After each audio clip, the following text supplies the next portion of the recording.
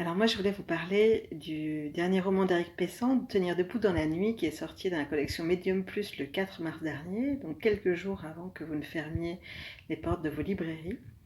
Donc on retrouve Lali, qui est une jeune fille qu'on a déjà vue de loin dans des romans précédents d'Éric Pessan, L'école des loisirs, et qui là va partir passer 2 semaines à New York avec un copain de classe, Piotr.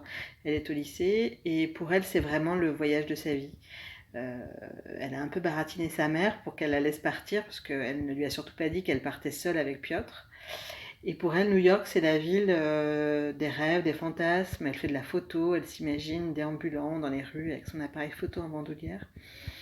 Sauf qu'en arrivant là-bas, en fait, elle va tout de suite déchanter, puisque elle va comprendre que pour Piotr, il n'était pas particulièrement question de faire du tourisme, et que lui, son idée principale, c'était de coucher avec Lali, sans s'embarrasser particulièrement d'avoir son consentement. Alors heureusement, elle va lui échapper, mais elle se retrouve à déambuler dans les rues de New York toute une nuit, sans argent, sans papier d'identité, sans parler vraiment anglais.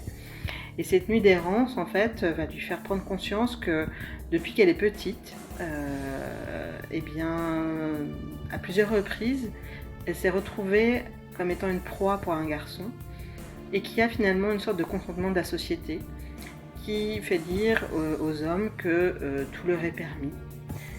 Et cette prise de conscience, en fait, va lui donner le courage de revenir dans cet appartement pour affronter Piotr et récupérer ses papiers et pouvoir rentrer en France.